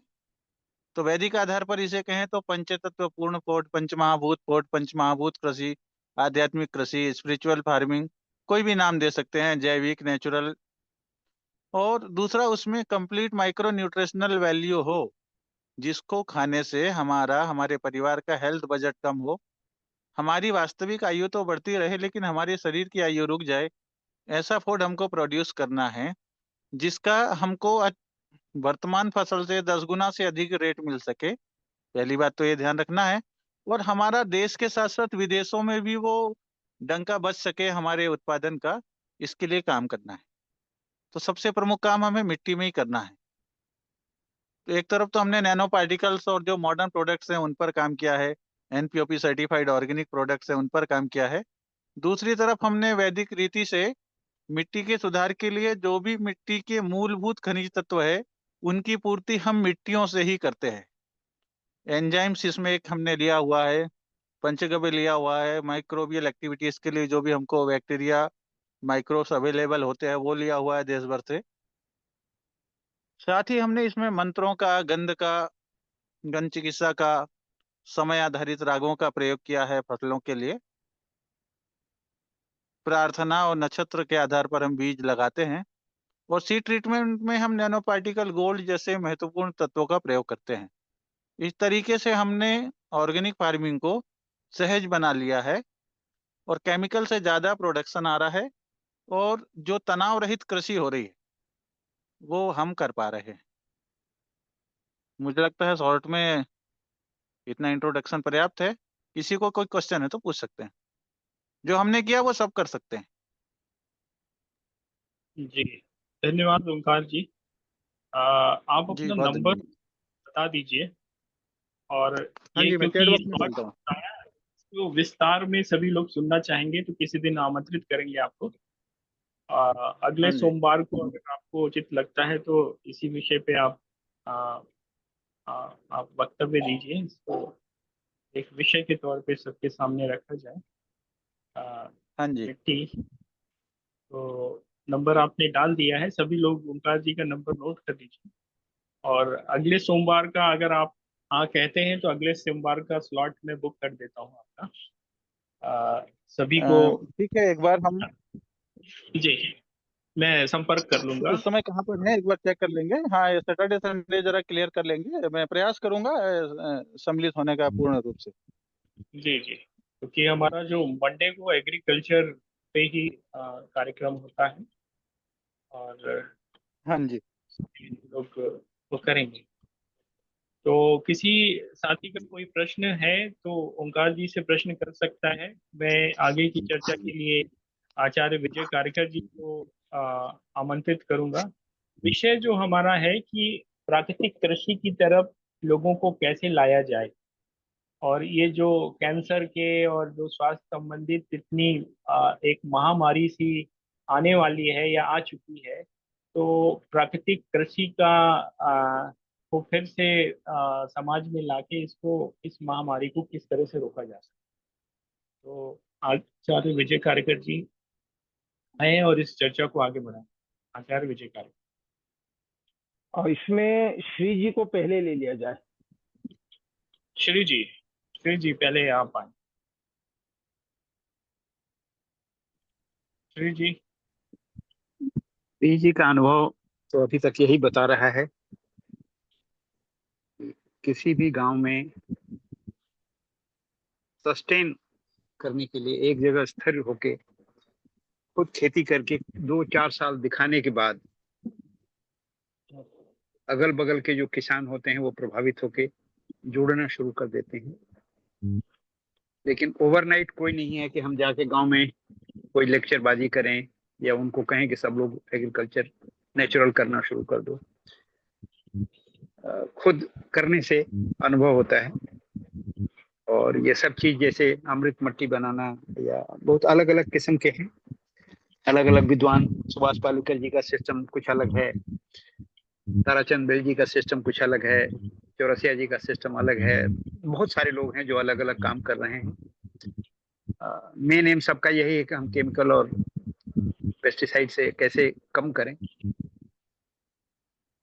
और जिसको जिसको रिजल्ट आया है, जैसे मैं भी बहुत सारे रिजल्ट अपने आप पे लाके देखा हूँ, लेकिन मेरा मॉडल का हमेशा ये रहता है कि मैं प्रॉफिट ओरिएंटेड नहीं दिखा पाता हूँ, नहीं कर पाता हूँ और सोचता भी नहीं।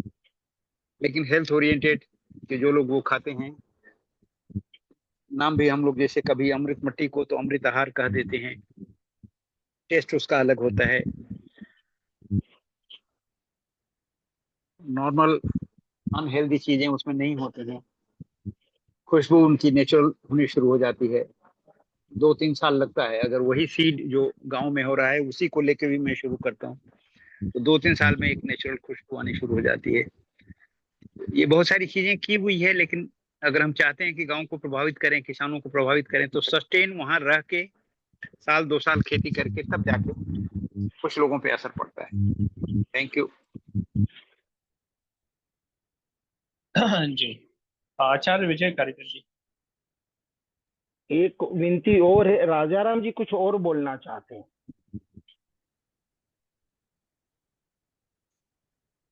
ब्रिगेडियर साहब कुछ और बोलना चाहते हैं तो उनको थोड़ा सा 5-10 मिनट समय दे दिया जाए। मेरी नहीं, विनती है। मैंने बोल दिया और मेरा भी यही विषय है जो श्री जी ने बताया है। मैंने अभी 5-7 मिनट 2-3 मिनट बोला है कि हमने स्टेप बाय स्टेप चलना है। हमने केवल ये सोच के कि वो जहरीली है, ये वो है, बिल्कुल सत्य बात है, लेकिन उसको प्रैक्टिकल, देश इतना बड़ा देश है और इसमें खाने की समस्या है। तो हम ये जो श्री जी ने बताया ये बहुत ही अच्छा पॉइंट है। हम उसको 2-3 साल तो मिट्टी को ही ठीक होने में लगते हैं, तो हम उसमें आगे करें। अब इसमें जो प्राकृतिक मेथड है उसको भी कहीं हम ध्यान में लाएं। जैसे मैंने बताया कि पानी का अलग चक्र है, हवा का अलग चक्र है, भोजन का अलग चक्र है, वो तो प्रकृति ने बनाई ही है सबके लिए। उसी का ध्यान में रखते हुए जो वेस्ट मैनेजमेंट का प्रकृति का चक्र है, उस मिट्टी को, जो मिट्टी में पौधे उगाकर उसको यूज कर लिया है, उससे कुछ एलिमेंट्स यूज कर लिए हैं, उसका प्रकृति का चक्र उसको रिप्लेस करता है। और रिप्लेस करने का यही तरीका है कि उसमें 2 तरह के हैं। एक तो जो कुछ एनिमल्स उसको यूज होके गोबर या जो कह रहे हो उनका वेस्ट है, और दूसरा मृत्यु के बाद, और उस फसल की मृत्यु के बाद तो 6 महीने का 5 महीने का जो भी सब्जी है, कुछ भी है, उसको दोबारा वहीं जाना है। तो इसके लिए जो हमारा सिस्टम प्रकृति ने बनाया है वो भी हम गांव लेवल पर करें। जैसे गाय के गोबर है, अभी किसी ने बताया अमृत मिट्टी, वो मिट्टी क्या है, वो बैक्टीरिया भी डाले हुए हैं और उसमें एलिमेंट्स भी, ऐसे एसेंशियल एलिमेंट्स भी डाल के, और उसमें पानी की रिटेंशन की शक्ति बढ़ा ली है। तो ये हम दोबारा से दोबारा बढ़ाएं तो इसमें स्लो चलना है। स्लो का मतलब ये नहीं कह रहा कि मैं कोई कर सकता है तो खूब फास्ट चले, लेकिन हमने जो किसान है उसमें करना है। और एक और सिस्टम है, वो पता नहीं हमारा ये सहकारी तार इसमें कैसे ठीक बैठता है। हमने सामूहिक रूप से इसको उठाना है, सामूहिक रूप नहीं, अकेला अकेला नहीं। जैसे सामूहिक रूप में करना है तो गोपालन भी सामूहिक हो जाए कि उसका गोबर भी यूज हो, पेशाब भी यूज हो और उसका और भी चीजें यूज हो, और उसी का फिर वो खाद बने और उसमें जाए, क्योंकि घर में एक खड़ी हुई गाय से आप सामूहिक पूरा यूज नहीं कर सकते हैं। तो ऐसे ही प्राकृतिक खेती आप छोटे छोटे भी करें तो 10 किसान भाई तुम इसमें थोड़ा सा सामूहिक रूप का भी लें, और लंबा तो टाइम लगेगा पर हो सकता है और उससे अच्छी क्वालिटी हो सकती है। पर बेसिक ध्यान ये रहे कि ये जो नेचर का वेस्ट है ना, जिसको हम इधर उधर और यूज करने लग गए हैं, इस पे भी स्पेशल ध्यान रहना चाहिए। गोबर से लकड़ी बना रहे हैं, ये बिल्कुल प्रकृति के खिलाफ है। अगर हम गोबर, अपनी गाय का गोबर, हम कहते हैं कि उसमें हम्प वाली गाय का ये है, वो जो बैक्टीरिया है, जो उसमें पदार्थ है, वो हमारी जमीन के लिए है, और उसका भी शॉर्ट लाइफ है। जब तक वो जिंदा है तब तक ज्यादा एक्शन करता है। उसको हम इंपोर्ट करके कहीं दुबई में भेज दें, ये बहुत गलत करेंगे हम। जिस चीज के लिए जो प्रकृति ने बनाई है उसको उसी प्रयोग में लेना चाहिए, ऐसा मेरा मानना है। राजाराम धन्यवाद। जी, क्या ये सूखे हुए गोबर में भी ये बैक्टीरिया होते हैं, या केवल जो हरा गोबर होता है या वर्मी कंपोस्ट होता है केवल उसी में ये बैक्टीरिया होते हैं? रमेश जी, आप तो बहुत साल से पुराने हमारे दोस्त भी एक्सपर्ट हैं। गाय के गोबर में दुनिया में सबसे ज्यादा माइक्रोब्स होते हैं जो एनवायरनमेंट को ठीक करते हैं, जिसे कहते हैं ना रेडिएशन नहीं आती, जो धरती में जो ये पदार्थ बनाते हैं, एलिमेंट्स वगैरह, गाय के गोबर में होते हैं। गाय के गोबर में जब तक गाय है पेट के अंदर जो है, तो तब तक तो वो बिना हवा के काम करते हैं, वो सारे बैक्टीरिया। एनारोबिक बैक्टीरिया कहते हैं उनको, ऑक्सीजन की प्रॉब्लम नहीं चाहिए, वो काम करते हैं। लेकिन जैसे ही गोबर बाहर आ जाता है तो उसका पदार्थ खाने का कम हो जाता है। जो पदार्थ उसने बनाया, जो धरती में बैक्टीरिया है, वो एरोबिक बैक्टीरिया है, वो ऑक्सीजन में काम करते हैं, वो ये सारा चीज वो बनाते हैं। इन दोनों का बड़ा सुंदर कॉम्बिनेशन है। तो गाय का गोबर ज्यादातर दूसरे बैक्टीरिया के लिए भोजन है। उसको हम, जैसे आप तो बहुत ही अच्छा चीज बनाते हो, वो जो कल्चर है, वो जो ये बैक्टीरिया है, उस बैक्टीरिया को आप पानी भी सुधारते हो, उस बैक्टीरिया में आप उसमें इतना गुड़ डालते हो, इतना, वो अलग अलग चीजें हैं, वो उसका फूड है। उसको उसकी लाइफ बढ़ाने के लिए उसका फूड है, और साथ में कुछ गोबर में फूड है। तो उस फूड से वो ग्रो करते हैं और वो आगे काम करते हैं। ये थोड़ा सा साइंटिफिकली बड़ी अच्छा है, पर आप तो इसको पूरा जानते हैं, आपने तो मेरे साथ ही बहुत काम किया है। तो ये जो है ना असली, एक्चुअली तो आप क्योंकि ये काम कर रहे हैं, मैं आपको एक बिल्कुल साइंस की, मेरी ही अपनी भारतीय नस्ल की पे किया हुआ है सारे। मैं माइक्रोब भी हूँ और रूमर माइक्रोब से काम किया है। कई कहते हैं ना, हम तो पहले तो शुरू में कहते थे हमारी जो गाय के बारे में जो आप बोलते हो, जो सारी दुनिया बोलती है, वो सत्य है। पर हम कहते हैं कि गाय के गोबर में लक्ष्मी है, गाय के गोबर में देवी देवता है। एक्चुअली वो बैक्टीरिया हैं, और वो काम जैसे देव देवता करते हैं हमारे लिए, ऐसा करते हैं। तो उनको हम, उनकी संख्या बढ़ाएं। अभी क्या है कि आप जहरीला खाना खिलाओगे, पॉलीथीन खिलाओगे गाय को, तो वो बैक्टीरिया मरते हैं, वो बैक्टीरिया पनपते नहीं। आप गाय को अकेला रखोगे तब भी उसमें, उसकी बछिया में नहीं आएंगे, वो कम आएंगे। तो गाय का, हमारी देसी गाय का सबसे मूल सिद्धांत है हर्ड में रहना। भगवान कृष्ण के टाइम जैसे रहती थी, हर्ड का मतलब कम से कम दिन में एक बार मिल ले, तो वो सब ये इंक्रीज करते हैं। सेक्रेटरी साहब, तो प्रश्न ये है कि सूखे गोबर में भी क्या ये बैक्टीरिया जिंदा रहते हैं? नहीं, सूखे बैक्टीरिया में ये जिंदा नहीं रहते, लेकिन जो उन्होंने फूड बना दिया वो हम जलाएं नहीं, लकड़ी ना बनाएं। सभी का लाइफ है, सभी का, इसलिए तो हम उसको, उसमें वो जो गुड़ और ये मिला के करते हैं कि वो जिंदा रहे। देखो, हर एक चीज का लाइफ है, ये तो आप कोई मना नहीं कर सकते। जो जीव है उसका लाइफ है, गोबर का भी लाइफ है, उस बैक्टीरिया का भी लाइफ है, पर वो बैक्टीरिया ऐसा कर देता है कि अपने आप को खत्म करने के लिए वो एक फूड के रूप में रह गया। आप देखो, गाय के गोबर में, जो आप काफी लोग जानते हैं, गाय के गोबर में जो गोबर बाहर निकलता है तो उसमें एक बाहर व्हाइट लेयर होती है, ये वो मरे हुए बैक्टीरिया का एक्सट्रैक्ट है और ये ही रेडिएशन को रोकता है, ये ही बहुत यूजफुल है क्योंकि वो उसमें से रेज वगैरह को कहीं उसमें कंट्रोल है। ये साइंटिफिक प्रूवन बात मैं बता रहा हूँ। तो हमने क्या है कि जो जो हम गौ पालन वाले करते हैं, मैं तो कई बार बोलता हूं कि हमने इन बैक्टीरियों की संख्या मेंटेन करनी है, वैरायटी मेंटेन करनी है, जो हर्ड सिस्टम और संयुक्त गोपालन में अच्छी होगी। और ये बिल्कुल सत्य है क्योंकि ये आए कहां से बैक्टीरिया? अरे घास गाय चरने गई तो वहीं से तो उसके पेट में घुसे हैं। तो हमने ये बैक्टीरिया हमारे एनवायरनमेंट के हैं, इसलिए तो मैं तो हमेशा ये कहता हूं कि उधर की साउथ की गाय है वो उसके प्रोडक्ट वहां अच्छे होंगे, यहाँ की गाय का यहाँ अच्छे होंगे, ये फैक्ट है। तो ये हमारा बिल्कुल ये यहीं के एनवायरनमेंट के लिए ज्यादा यूजफुल है। भाई जो यूजफुल है वो तो कहीं भी आएगी। आप जैसे घी ले लिया, घी तो कहीं का भी ले जाओ, उसमें तो माइक्रोब्स नहीं है। लेकिन ये जो तो लाइव माइक्रोब्स है, ये कुछ ही दिन तो जिंदा रहेंगे, तो इसको यहीं प्रयोग किया जाए वो अच्छा है। धन्यवाद।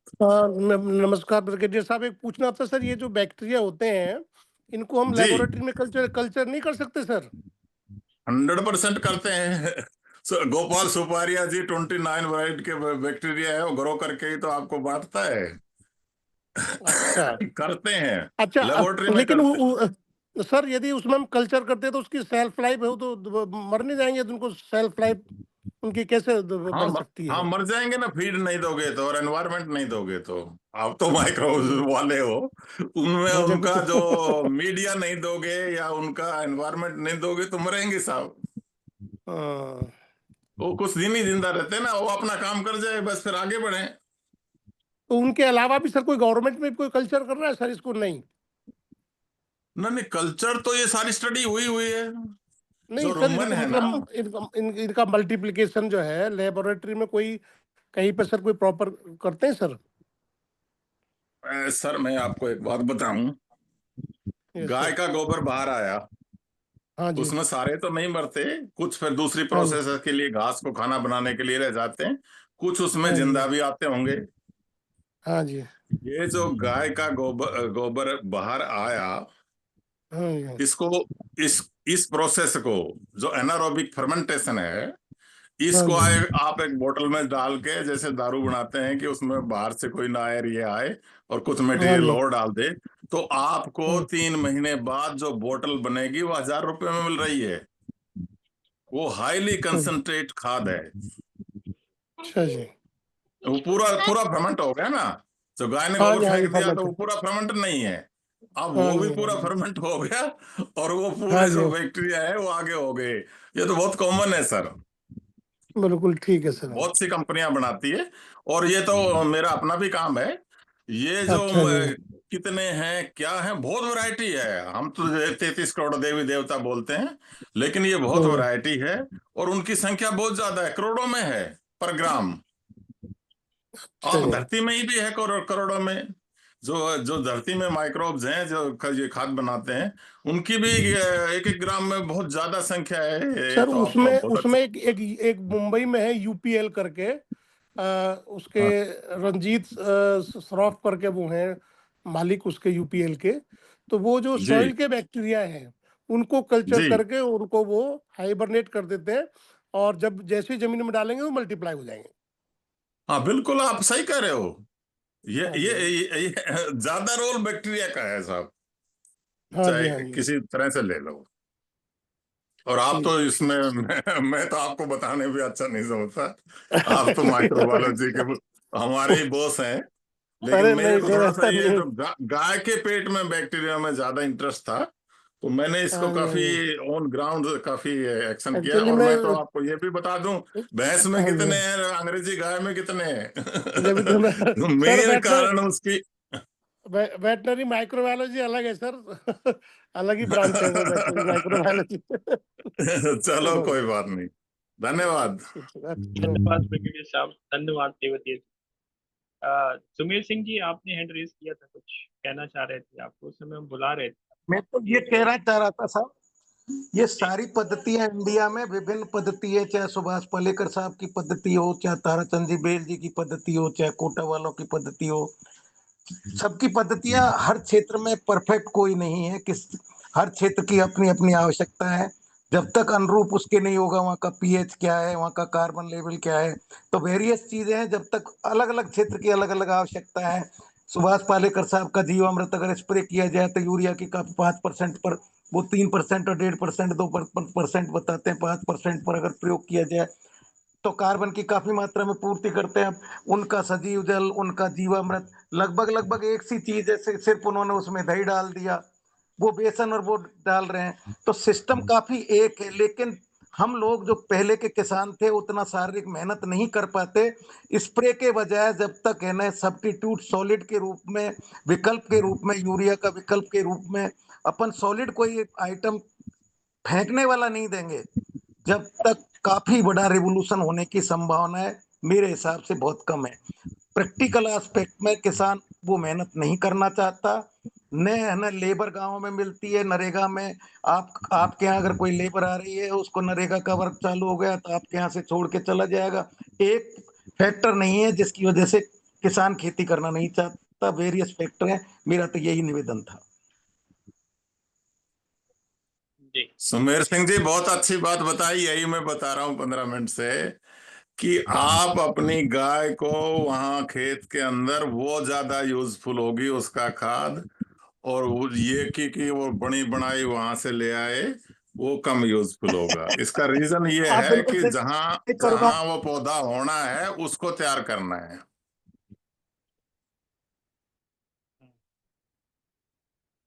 बिल्कुल। आचार्य विजय कारेकर जी। सभी को नमस्कार।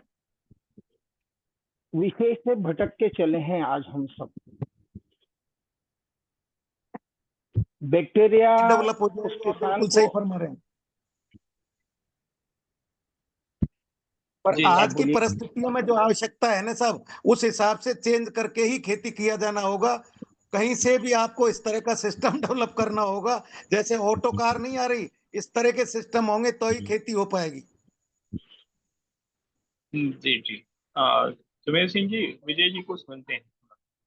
हाँ, हुक्म फरमाओ। विजय जी।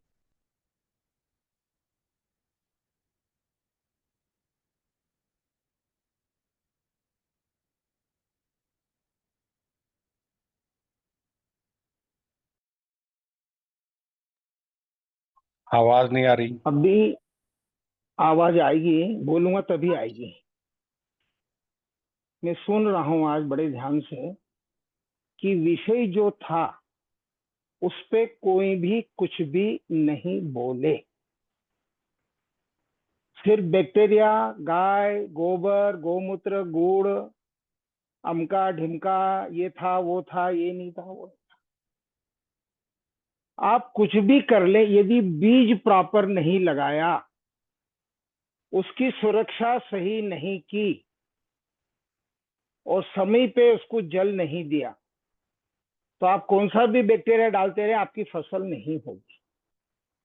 यदि स्वस्थ बीज है और वातावरण आपने नहीं दे सकते, परंतु उसको क्रिएट कर सकते हैं पेड़ पौधे लगाकर। मैं कुछ पुरानी बातें बताऊंगा। हम बचपन में देखते थे खेत के किनारे पर वर्षा काल में 3 लाइन झंडू या गेंदा लगा दिया जाता था। नंबर 1 चीज। दूसरा, अकेला गेहूं कभी नहीं लगाया गया। गेहूं के साथ में सरसों है या चना है या अलसी है, इसका कॉम्बिनेशन 1 लाइन 2 लाइन या 1 सरी 2 सरी ये की जाती थी। अभी हम विषय से भटके हुए हैं। हमें प्रैक्टिकल करके, जो श्री दादा ने बोला है कि 1-2 साल जो लगेगा, उनको मैंने इसीलिए आगे लाया कि वो विषय जो लाए हैं वो परफेक्ट है 100%। हमें बैक्टीरिया का कहां से बैक्टीरिया आया, ये ऑक्सीजन से आया या बिना ऑक्सीजन से आया, इससे किसान को कोई मतलब नहीं। हम सिर्फ थ्योरी किताबी बातें, हमें रिजल्ट चाहिए। 3 महीने के अंदर हमारी फसल आ जाना चाहिए सब्जी की। 13 महीने में वार्षिक फल वाले पपीता केले की फसल आ जाना चाहिए। और इसी कार्य पे मैं लगा हूं। इस ग्रुप में नहीं, अनेक ग्रुपों में मैंने विनती की कि भाई किसी को कुछ खेती में मॉडल बनाना है तो मैं उपस्थित हूं, परंतु इतने माह में किसी ने भी 1 इंच जगह देने के लिए सहमति नहीं दी। जहां से दी गई तो वहां ये बोला गया आप आइए, मजदूर भी लाइए, आपका पूरा। तो ये नहीं होता, लाद दो लदा दो, ना लादने वाला साथ नहीं दिया जाता। तो इसीलिए मैं आज चुप रहा और मुझे अच्छा लगा कि मैं अपनी साधना में सफल रहा आज। और राजाराम जी का धन्यवाद। और सॉरी बोलूंगा, उस दिन तबीयत खराब थी उनकी, इसलिए मेरे को उस दिन थोड़ा सा हार्ड डिसीजन लेना पड़ा। और आज मैं उनको सुना, परंतु हमें जो कार्य है कि क्या का कैसे कैसे कर लें, तो इसके अंदर 1 मिनट में मैं बात पूरी करूंगा। खेत के अंदर 3 से 4 फीट चौड़ा बेड, वर्षा के अनुपात में कि आपके यहाँ कितनी वर्षा होती है, 6 इंच, 9 इंच, 12 इंच, 1.5 फीट का आप बेड बना लीजिए। नाली जो बनेगी 1 से 1.5 फीट की नाली रहेगी। और वो जो बेड बना हुआ है उसके ऊपर भी यदि हमारे यहाँ ड्रिप सिस्टम नहीं है तो जल देने की एक सुविधा वहां बना दी जाएगी। और आजकल सब हाई टेक्नोलॉजी है, उसका प्रयोग करके हम छोटे पाइप से सटक से जल दे सकते हैं।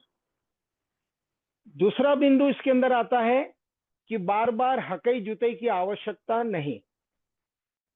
तीसरा बिंदु ओमेंद्र भाई जो बता गए मल्चिंग का, तो हमें कम से कम 6 से 9 इंच मल्चिंग करना है।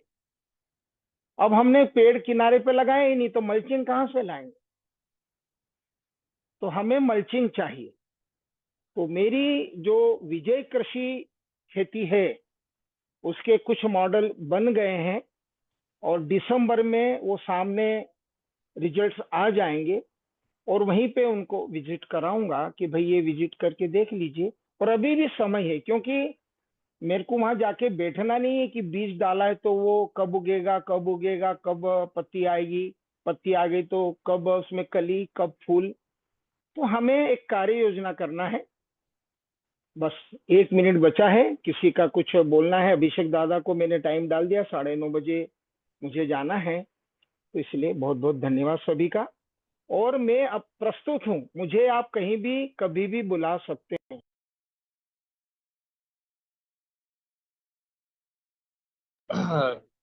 धन्यवाद आचार्य जी। अब कोई प्रश्न नहीं लिया जाएगा क्योंकि समय हो चुका है। और मेरा सभी साथियों से अनुरोध है कि ये जो हमारा क्षेत्र अडॉप्शन वाला फॉर्म है ये जरूर भर दें, ताकि वहां पर उनके क्षेत्र के अनुसार, उनके विषय के अनुसार चीजों को एक भाई साहब व्यवस्थित ये बोले तौर थे से मैंने वो जोड़ भाई करके। साहब फार्म, सर 1 मिनट, मैंने वो फार्म भरने का प्रयास किया, तो क्योंकि अभी मीटिंग के बाद या कल मैं आपको कॉल कर लूंगा, थोड़ा उसमें दिक्कत आ रही थी कैसे भरना है, तो हम फोन लगा लेंगे, आपको भरने लगेंगे तो हम आपको फोन लगा लेंगे। जी जी जी, आपको कोई भी दिक्कत है मेरे को आप फोन कर लीजिएगा, मैं आपको बता दूंगा कैसे भरा जाएगा। या आप जी जी ठीक। और क्योंकि 9:30 बजे तक का समय है और हम लोग चर्चा काफी अच्छी आज की चर्चा रही, काफी विस्तार से रही। बस उद्देश्य यही है कि क्योंकि आने वाले समय और आज के समय की मांग है कि हम प्राकृतिक कृषि की तरफ लौटें, और प्राकृतिक कृषि की तरफ लौटेंगे तो वो हितकर होगा हमारे धरती माता के लिए, हमारे लोगों के स्वास्थ्य के लिए, और आने वाले भविष्य के और आने वाले जनरेशन के बेहतर भविष्य के लिए। तो ये एक दिन में नहीं हो सकता, धीरे धीरे ही किया जा सकता है। अन्यथा अगर एक दिन में करने के प्रयास में आए तो श्रीलंका जैसा हाल हो सकता है, क्योंकि श्रीलंका में भी कुछ इस तरह की परिस्थिति इसी निर्णय के कारण आ गई थी। तो हम लोग वैसा तो नहीं कर सकते, धीरे धीरे करें। जहां जहां पर हमारे सामूहिक इंटरवेंशन से, सामूहिक सहयोग से अगर कुछ इस तरह का काम हो सकता है तो हम लोग जरूर करें। और कोई जरूरी नहीं है कि सभी लोग वहां पर व्यक्तिगत तौर पे उपस्थित हों। व्यक्तिगत तौर पे न उपस्थित रहते हुए भी अगर अपने अनुभव को भी साझा कर पाए दूर बैठे, तो वो भी कई बार कारगर होता है। और उसका एक सिस्टम जो है वो तैयार करने की हम सभी लोग सामूहिक तौर पे कोशिश कर रहे हैं। और सभी विशेषज्ञ जो हैं वो विशेषज्ञ देश भर में ऐसे लोग जो कि इस प्राकृतिक कृषि से जुड़ना चाहते हैं, उस पे काम करना चाहते हैं, तो उन सभी लोगों को सहयोग देने के लिए एक पूरा सिस्टम तैयार किया जा रहा है। और धीरे धीरे जनता में और जनता की सोच में बदलाव आएगा।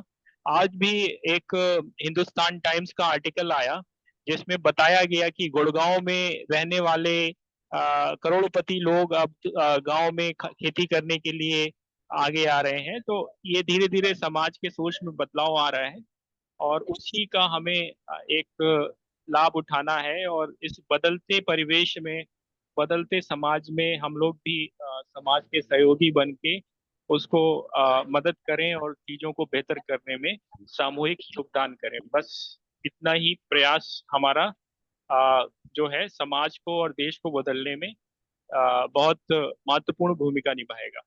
तो आप सभी का बहुत बहुत धन्यवाद। अभी मीटिंग जो लोग चर्चा करना चाहते हैं वो चर्चा जारी रख सकते हैं, लेकिन मुख्य मीटिंग को हम लोग यहीं विराम देते हैं। और सभी से पुनः अनुरोध है कि ये फॉर्म जरूर भर दें, और अगर किसी को दिक्कत आ रही है तो मेरे संपर्क कर ले, मैं उसको मदद कर दूंगा, ताकि सभी लोगों की सूचनाएं एक जगह इकट्ठी हो जाएं और हम लोग उस हिसाब से पूरा कार्यक्रम का स्वरूप प्रत्येक व्यक्ति की इच्छा के अनुसार बना सकें। धन्यवाद सभी को, बहुत बहुत धन्यवाद। मैं रिकॉर्डिंग ऑफ कर रहा हूँ, चर्चा आगे आप लोग जारी रख सकते हैं। धन्यवाद। अभिषेक जी, मैंने